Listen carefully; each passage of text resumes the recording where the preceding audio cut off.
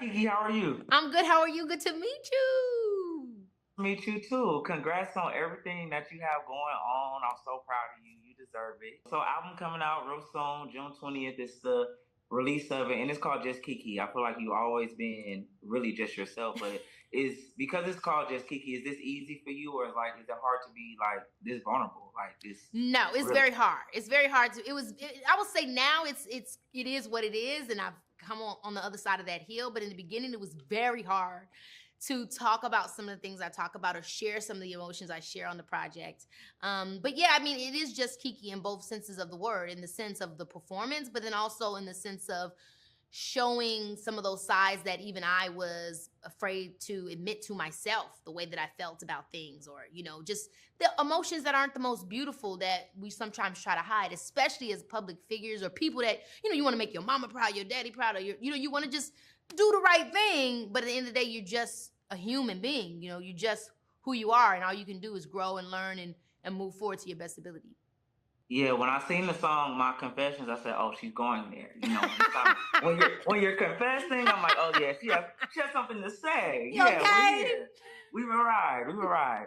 Yes, no, I'm so excited, and I think for me, why I love you is because you're so big on nostalgia. Like you somehow, some way, you gonna put it in there, and if you know, you know. Yeah. So and that's my favorite part about it because I feel like we lose the history of things sometimes, and I feel like back then they really had it. So that's what I appreciate the most about it. Oh my gosh, that means so much to me because yes, like I live for nostalgia. I live for, just also the meaning of what things meant. You know what I'm saying? Like Yeah. like what it represents outside of just being the something we recognize. Like when it comes to, the Moesha moment where I'm sitting there on that couch, it's like also like the Black family, the support. Yeah. My family's behind me. You know what I'm saying? I'm writing a journal. My conversation with myself is what's always gotten me through and helped me be in contact with the deeper part of me. You know what I'm saying? And Brandy, who she's been in our community and what she's represented. So all those things, when I'm thinking about references or I'm thinking about the message that I'm trying to convey through my work, it plays in my mind, and I'm wondering how to best articulate that. Yeah, the Moesha part was one of my favorites, and then I may be tripping, but I feel like one of the looks you have is the Whitney Houston. I'm gonna Yep, make it. of course. Yeah, okay, so I was Yes. tripping. Okay. No, yeah. Yeah, you just gotta know. You gotta know. Yes, Yeah. absolutely. We had to pay the homage to Whitney because obviously that was also a moment with Whitney where we were seeing a different side of Whitney, where Yeah. it was like a big transition from the Whitney we knew of, I Want to Dance with Somebody, to it got serious. She was like, Yeah. yo, stop playing with me. And that's the exact moment I'm having too with my own self and my own life of just like, let's get serious. It's very much Yeah. so what that represents, especially that act when we get to Expose and we get to Confessions. It's like a tide changes in the album and what I'm talking about. Yeah, I know I was tripping because thank you. Because it be so much going on, so I just be like, if you get it, you get it. Yes. And so yeah, we here. Period. Yeah, yeah. Okay, so what's your favorite song on the album? So in Apple Music, like it had like you can't click on it, but it have like like yeah, the you song can see it. You can see it. Yeah. Yeah. So I see a Keke and the beat. I don't know what that's about, but you know what I'm saying. Hilarious. My favorite song on the album, oh my gosh, it's really, really hard, but it's probably like, okay, I'm gonna give you top 3. Off Script, Okay. Unless It's You, and Misunderstood.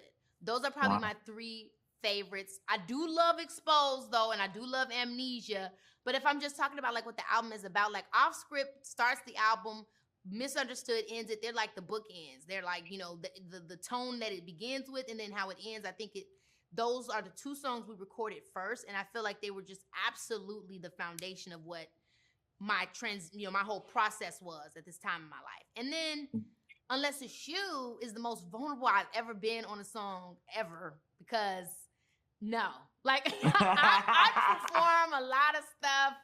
I'm very like, yeah, but like, I don't really show my heart in that way, in that intimate way. It's not something I'm willing to perform. It's not something I've ever been about.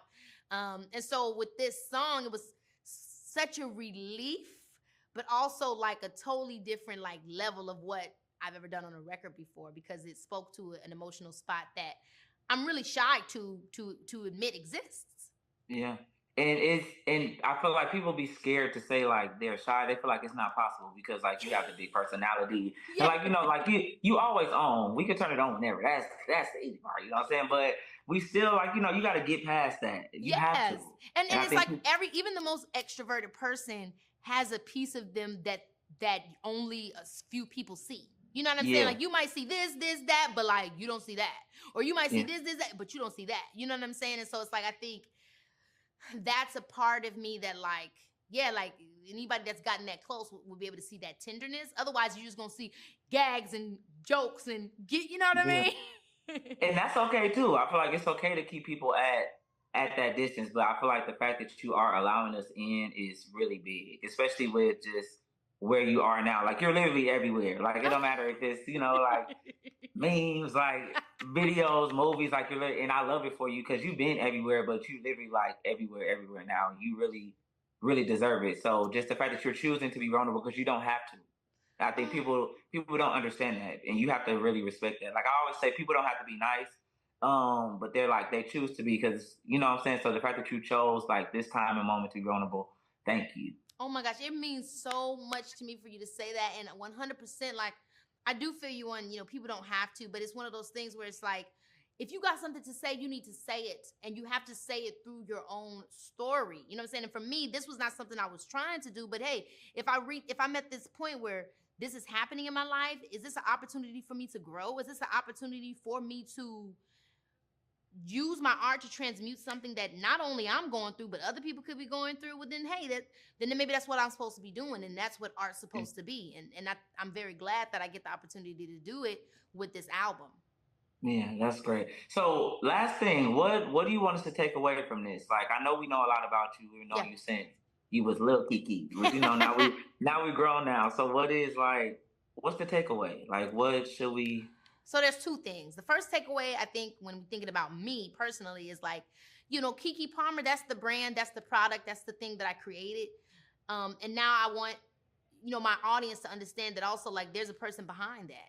There's a real person that, obviously we, may not get to meet each other so in depth or get to know each other. So you know me through my work, but I think at this point, having been a product and a brand for so many years, is to say, hey guys, like, I'm the dramaturg. I'm the person that created this. That's not all I am. There's a lot of other things to me, and I hope we get to, you get to learn those aspects, but just kind of reframing that parasocial relationship in a way that's a little bit more objective.